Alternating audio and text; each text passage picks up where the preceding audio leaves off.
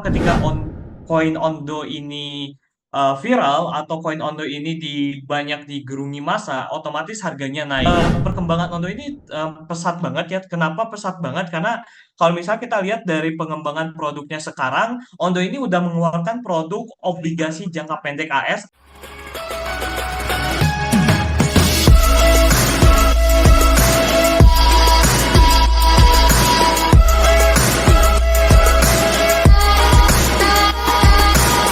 Jadi untuk transaksinya ya RSC20 itu penerapan token di blockchain Ethereum lah, kalau intinya itu seperti itulah. Oh berarti masih satu teknologi sama Ethereum apa gimana? Betul, betul. RSC20 itu miliknya Ethereum. Jadi semua yang pakai RC20 itu masih satu teknologi ya sama Ethereum? Betul, masih satu teknologi. Makanya kan ada sektor namanya Layer 1 dan juga Layer 2. Nah, kalau Layer 1 itu kayak kalau Layer 1 itu Ethereum kalau nggak saya ya. Layer 1 itu Ethereum dan juga Layer 2 itu ARB, Solana yang ada gitu, Polygon dan yang kayak gitulah. Jadi RFC20 itu adalah pembuatan blockchain yang di atasnya Ethereum gitu, Kak. Jadi ada inovasi lain nggak gitu yang dikeluarin sama Ondo gitu, yang beda sama koin lain gitu? Inovasi Ondo ya, kalau yang beda sama yang lain, ya yang pertama Ondo ini menariknya tuh, inovasi yang menariknya tuh terdesentralisasi yang pertama itu, dan juga tokenisasi itu yang paling memperkuat Ondo. Jadi ya tokenisasi aset dari dunia nyata itu yang pertama, terus juga produk investasi baru kayak OUSG dan juga ROUSG ya Kak. Jadi itu stable coin-nya milik institusional dan juga kemitraan yang strategis. Sama inovasinya dari segi likuiditasnya juga mungkin sangat berpengaruh dari Ondo. Jadi ya Ondo ini likuiditasnya paling tinggi karena ya kita tahu kenapa Ondo likuiditasnya paling tinggi. Ya karena dia itu mentokenisasi obligasi-obligasi pemerintah yang ada di AS gitu Pak. Jadi itu sih yang mungkin inovasi dari Ondo itu, dia itu mentokenisasi produk-produk yang apa ya, produk reward aset yang berada di Amerika tersebut Pak. Iya berarti dia ada instansinya apa enggak sih kalau Ondo ini gitu? Kalau Ondo ini sebuah developer apa ya? Kalau misal kita lihat dari instansi mungkin perusahaan sih Pak, lebih ke perusahaan. Jadi Ondo ini lebih ke perusahaan, dia tuh membuat token kripto Ondo. Jadi perusahaan ini membuat token kripto Ondo untuk bertujuan reward aset. Jadi mentokenisasi aset-aset yang berada di reward gitu. Kayak obligasi, kayak properti yang kayak gitu. Jadi ditokenisasi terus dimasukin ke blockchain gitu Kak. Iya berarti itu sebenarnya si perusahaan itu punya aset yang sesuai enggak sih sama koin yang dikeluarkannya gitu? Oh kayak backupan yang kayak gitu ya Kak Iya, ya? jadi kan kalau dulu gitu ada standarisasi emas gitu. Jadi untuk si bank sentral mengeluarkan uang itu mereka harus punya simpanan emas di bank sentralnya gitu. Nah, untuk kripto sendiri ada nggak sih aset yang dipegang oleh si pengeluarnya itu? Nah, kalau kripto itu pure nggak ada, pure kepercayaan kripto itu, tapi di backupnya sama utility-nya atau dari segi use case-nya, Kak.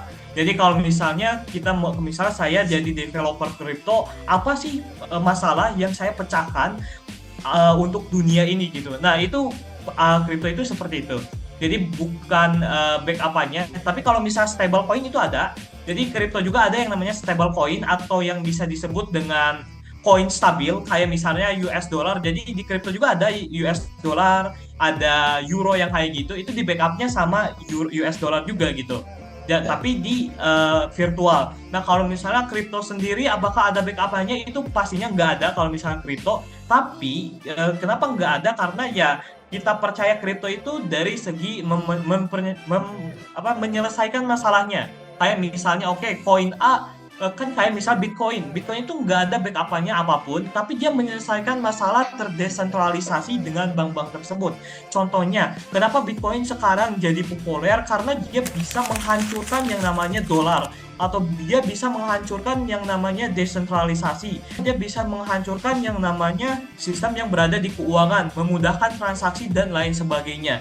Nah, ketika kita mau membuat atau ketika kita mencari sebuah koin, itu pastinya kita harus yang pertama itu melihat dari segi use case-nya atau juga dari segi project-nya. Dia ini menyelesaikan masalah apa sih? Apa yang dia selesaikan dan juga apa sih yang berpengaruh buat dunia ini. Nah, jadi kripto tuh seperti itu. Nah, berarti kan sebenarnya semua itu udah dilakuin sama Bitcoin kan. Nah, fungsinya altcoin ini apa gitu? Nah, fungsinya altcoin itu gini Kak, kan kalau misalnya saya pribadi untuk fungsi altcoin kan misal Bitcoin nih, kita beli Bitcoin sekarang di harga 1 miliar. Terus kita cuman punya 10 juta. Kita tuh cuman dapat berapa 0,0 berapa kan? Iya. Nah, terus naiknya juga nggak signifikan kan, cuman 5%, 20% lah. Ya misalnya naik Bitcoin 20%, ya naik 10%, cuman dapat 2 juta. Nah, fungsinya altcoin itu kita bisa mencari kekayaan. Jadi kalau misal Bitcoin itu mempertahankan kekayaan dan juga altcoin itu mencari kekayaan. Karena di altcoin itu bisa naik ratusan persen, ribuan persen, bahkan sampai ratusan ribu persen. Kalau misalnya kita tahu altcoin apa yang kita beli. Jadi ya intinya kalau saya pribadi, kenapa sih adanya altcoin? Yang pertama ya pasti blok kalau misalnya kita bahasnya kripto. Jadi Bitcoin itu nggak bisa berjalan secara satu layar doang atau satu transaction doang, karena ya Bitcoin itu bakal lemah, bakal lambat kalau misalnya si jaringan itu banyak yang make. Nah, makanya ada Ethereum, dia bisa mempercepat jaringan Bitcoin itu sendiri. Nah, kalau misalnya menurut saya pribadi sebagai seorang trader dan juga investor, kenapa adanya altcoin itu untuk mencari kekayaan di kripto gitu. Iya kan, kalau masalah ya mempermudah perpindahan uang itu semua kan udah dilakuin sama Bitcoin gitu. Betul, Iya betul. tuh. Nah, makanya gitu, apakah emang altcoin cuma buat di trading kan, apa emang bisa diperlakukan seperti currency pada umumnya gitu, dipakai buat beli gitu. Kita kalau misal altcoin pribadi kan kita tahu ada use case-nya juga. Jadi ya kan kalau misal Bitcoin itu masalahnya itu apa sih, menyelesaikan masalah yang ada di dunia nyata dari segi keuangan dan juga transaksi. Nah, altcoin itu ada banyak juga, contohnya dari apa ya, kita lihat dari Render lah. Kemarin itu Render itu dia mempunyai yang namanya sistem rendering yang sangat cepat dan juga gratis. Contohnya kita mau ngerender di apa sih, ada kayak kita mau ngerender di Premiere Pro dan lain sebagainya, itu pasti lama yang pertama dan juga membutuhkan yang namanya premium. Nah, kalau misalnya di render itu kita bisa di-cut gitu, di-cut dari segi transaction fee-nya dan juga lain sebagainya. Nah, itu fungsinya altcoin itu ada bagi dunia nyata. Nah, makanya itu ada yang namanya narasi dan juga sektor. Jadi altcoin itu ada juga dari berbasis game, altcoin itu ada juga dari berbasis keuangan, ada juga berbasis keamanan, itu banyak. Jadi fungsinya altcoin itu banyak juga, ada yang keamanan dari CTK. Jadi Certic itu dia punya koin yang namanya CTK. Jadi CTK itu adalah koinnya Certic yang berfungsi untuk menjaga keamanan, kalau misal keamanan di dunia blockchain, kalau misalnya si CTK itu. Terus ada Gala. Gala itu adalah token gaming. Jadi kalian juga bisa beli Gala untuk mainin gamenya, itu ada use case-nya. Jadi ya altcoin itu intinya apa sih ya? Altcoin itu alternatif coin dari Bitcoin lah. Jadi kita bisa mencari keuntungan dari use case altcoin ini yang bagus untuk mencari kekayaan. Jadi ya altcoin itu buat mencari kekayaan lah kan intinya, kalau misalnya saya itu. Kalau misal Bitcoin, misal kita udah kaya dari altcoin, ya kita pertahankannya di Bitcoin pastinya. Jadi tujuan utamanya ketika kita mencari income di altcoin, kan altcoin juga ada yang namanya staking, terusnya juga ada yang memberikan reward juga terhadap koinnya. Nah, kita ketika udah itu, kita udah mempunyai uang yang cukup banyak, baru kita investasikan ke Bitcoin itu sendiri. Oke, berarti ada kodratnya dong ya, namanya alternatif Ada. gitu. Nggak bakal ngelewatin yang karakter utama. belum bisa itu soalnya mothernya lah itu ibunya altcoin itu Bitcoin gitu. Ya, berarti nggak ada potensi bakal melampaui Bitcoin gitu. Oh, nggak ada. Soalnya eh, pas kemarin juga saya pernah masuk webinar juga kan diundang sama Indodax sama CEO-nya Pak Oscar itu dia ngomong gini, eh, semua altcoin itu sampah yang pastinya Bitcoin gitu. Kalau misalnya kita mau menjaga kekayaan kita, kita mau menjaga uang kita itu dari inflasi ya kita belinya Bitcoin gitu. Kecuali kalau misalnya kita mau spekulasi itu kita bisa di altcoin itu sendiri. Oh ya, untuk pengalaman pribadi gitu, dulu sejak kapan sih terjun ke dunia kripto dan ya pengalaman pahit apa ya di kripto gitu? Mungkin bisa share gitu. Boleh. Nah, jadi sebenarnya saya itu masih umur 18 tahun. Saya baru lulus sekolah. Kenapa saya main kripto itu di 2020 sebenarnya. 19 sorry. Saya tuh main kripto di 2019 pas bear market kemarin. Pertama itu saya main di airdrop. Jadi saya tuh cari penghasilannya itu dari airdrop ya, masih sekolah lah. Jadi ada uang jajan 100.000 dari airdrop itu lumayan. Ketika masuk ke airdrop saya pelajari trading. Pertama saya pelajari trading dan juga investasi. Dan di situ saya pelajari trading itu seperti ini, investasi itu seperti ini. Nah, terus saya di situ buat namanya komunitas sendiri untuk saya belajar trading pertama itu. Jadi saya buat komunitas itu buat saya belajar trading. Nah, tapi di situ banyak orang yang masuk ke komunitas saya buat belajar di komunitas itu. Padahal niatnya saya tuh mau belajar buat komunitas tuh buat saya belajar gitu. Tapi orang-orang belajar sama saya. Nah, di situ ya udahlah saya pelajari lebih dalam tentang Bitcoin, tentang kripto, tentang trading, tentang forex, tentang investasi, ekonomi dan lain sebagainya gitu. Nah, jadi pengalaman pribadi saya pertama masuk ke kripto itu sekitar 2019 akhir kalau nggak salah, 2019 akhir. Terus di situ booming juga dari tradingnya tuh binary option kan. Itu saya pernah ngalamin juga di situ. Jadi saya ngalamin juga, terus saya masuk ke airdrop, baru masuk ke kripto, dunia kripto. Sebenarnya kalau misalnya trading itu forex sama kripto sih. Jadi saya mempelajari technical analysis itu banyak kayak supply and demand, SMC, harmonic pattern, terus satu Ichimoku dan sebagainya. Terus saya pelajari trading. Nah, tahun kemarin, 2 tahun yang lalu itu baru saya mempelajari fokus di kripto karena saya lihat, oh ini beda loh dari yang lain. Kripto itu bukan hanya cuman kita mendapat penghasilan itu dari trading doang atau investasi. Di kripto ada namanya staking juga, kayak deposito, terus satu ada yang namanya airdrop juga, ada yang namanya IPO, ICO itu kayak IPO, terus ada juga launchpad yang kayak gitu. Nah, itu saya tertariknya di situ karena struktur di kripto penghasilan itu bukan cuma trading dan juga investasi. Itu banyak penghasilan di dalamnya. Kita juga bisa kerja loh dari token dari misalnya dari exchange atau token tersebut gitu. Misalnya token tersebut kan token itu sebuah perusahaan pastinya kebanyakan. Nah, kita juga bisa bekerja di token tersebut gitu. Ada nggak sih pengalaman rugi gitu? Pastinya ada. Itu pengalaman rugi itu pas bear market kemarin yang bukan COVID apa ya, saya lupa lagi. Pokoknya itu kan saya ngumpulin uang kan. Jadi kalau pas sekolah itu dikasih bekal sekitar 30.000 lah, 30 sampai 50.000 kan. Terus saya kumpulin uang, terus saya beli koin apa, itu ada sampai rupul itu lupa lagi koinnya. Apa itu koin altcoin itu karena dulu itu di pom-pom sama influencer luar negeri, oh ini bagus nih koinnya. Nah, itu saya beli nih.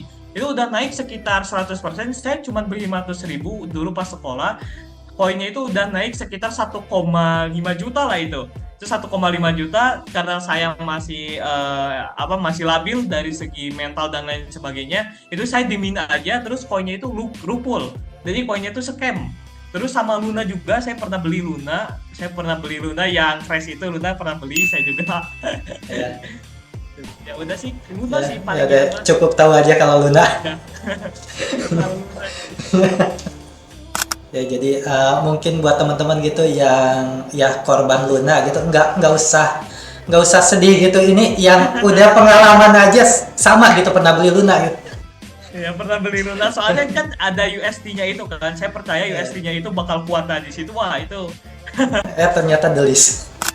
Oke, jadi ada ini nggak buat mungkin buat teman-teman yang mau join komunitas gitu mungkin ke Mas Dava gitu.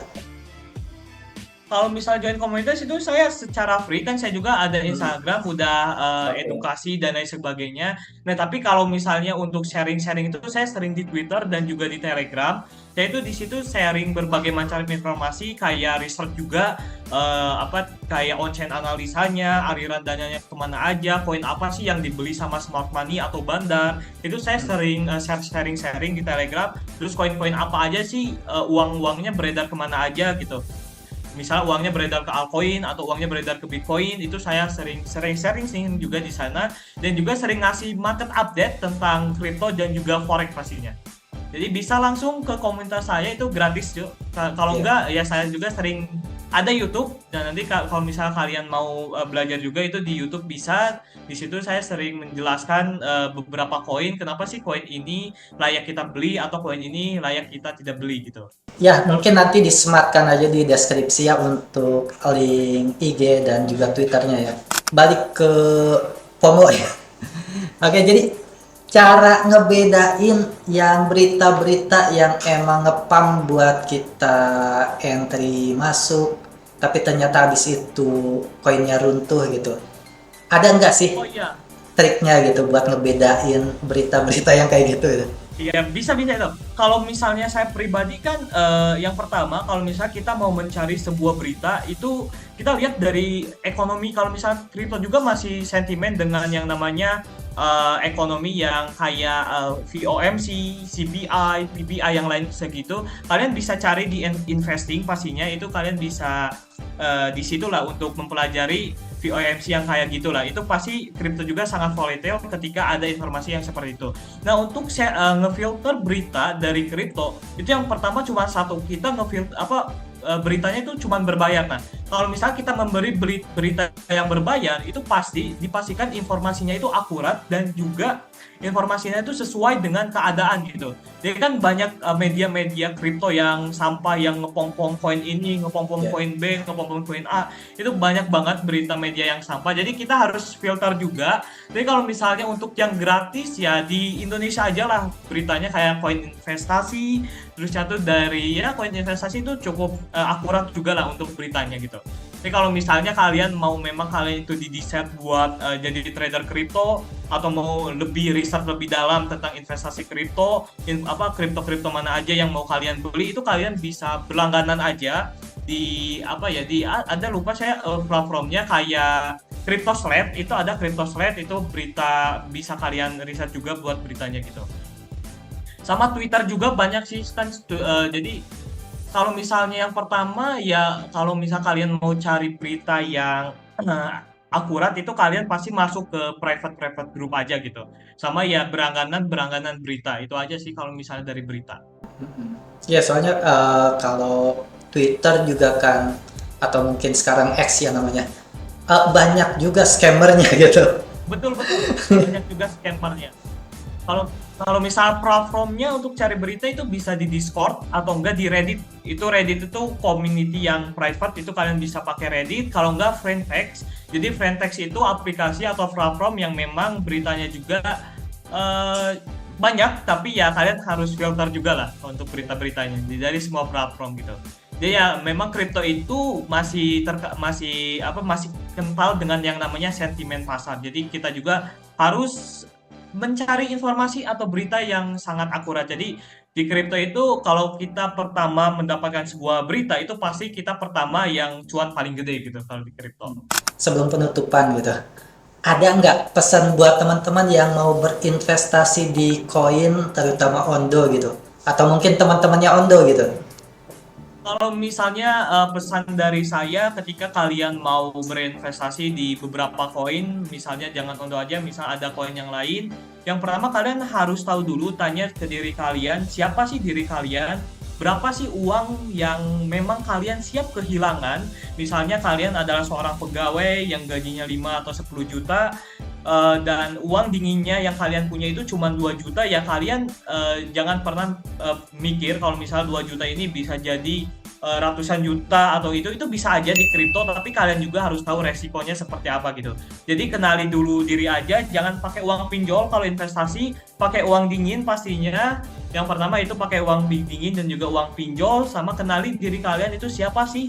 Jadi kalian tuh bukan, kalau misalnya kalian ya uang kalian tuh ratusan juta atau jadi uang yang siap lah kalian kehilangan kalau misalnya kalian mau investasi di kripto. Sama yang kedua itu kalian wajib yang namanya analisa dulu proyeknya seperti apa. Misalnya oke, ada project satu atau project 2 yang memang sejalan dengan pemikiran kita, yang memang sejalan dengan yang namanya masalah yang kita ingin selesaikan misalnya tuh. Oh, misalnya ada project A yang gini gini gini gini. Oh, sejalan dengan visi dan misi kita, ya kita bisa berinvestasi di situ gitu.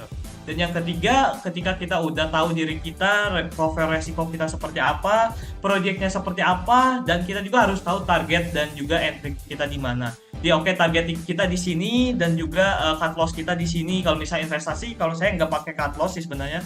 Kalau misalnya oke, target kita di sini. Oke, kalau misalnya kita udah capai target, apa yang kita lakukan? Ya udah, kita jangan masuk lagi terlebih dalam. Kalau misalnya uangnya itu investasinya itu koinnya itu rupul, ya udah kita jangan masuk lagi, biarin aja gitu karena kita pakai uang dingin. Nah, jadi yang ketiga tuh target sih yang paling penting. Misalnya target kita tuh beli koin di $5, terus kita target di $10. Nah, koinnya tuh udah naik nih, target itu udah tercapai $10. Nah, tapi si koinnya naik $100, ya udah biarin aja, kita cari-cari koin yang lain aja gitu. Jangan menyesali lah gitu. Jadi ya yang keempat ya, kita belajar juga. Kita harus sering belajar juga di kripto seperti apa, investasi seperti apa, dan lain sebagainya. Jadi gitu aja sih kalau misalnya untuk saran dari saya. Yang pertama, kenali diri sendiri dulu. Yang kedua, riset projectnya tentang apa. Yang kedua, pakai uang dingin yang kayak gitu, kenali profil risiko kita. Yang ketiga, riset projectnya seperti apa. Yang keempat, kita harus punya target kita berapa gitu dalam investasi itu. Oke, jadi sangat bermanfaat sekali ya buat khususnya buat yang baru mau masuk ke dunia kripto gitu. Oke, karena pertanyaan juga sudah habis dan semoga sukses sama komunitinya dan juga ya Juga. sama investasi koinnya juga, semoga semuanya naik. Oke. Amin, amin. Oke, terima kasih banyak ya. Terima kasih. Ya, dan mungkin jangan nolak itu kalau diajak podcast lagi nanti. Oke. Aman. Iya, ya. Terima kasih, Kak. Oke, jadi buat teman-teman gitu, buat yang ingin gabung di komunitas Mas Dapa tadi, mungkin nanti akan ada di deskripsi untuk IG dan juga Twitternya. Nggak masalah ya, di DM ya.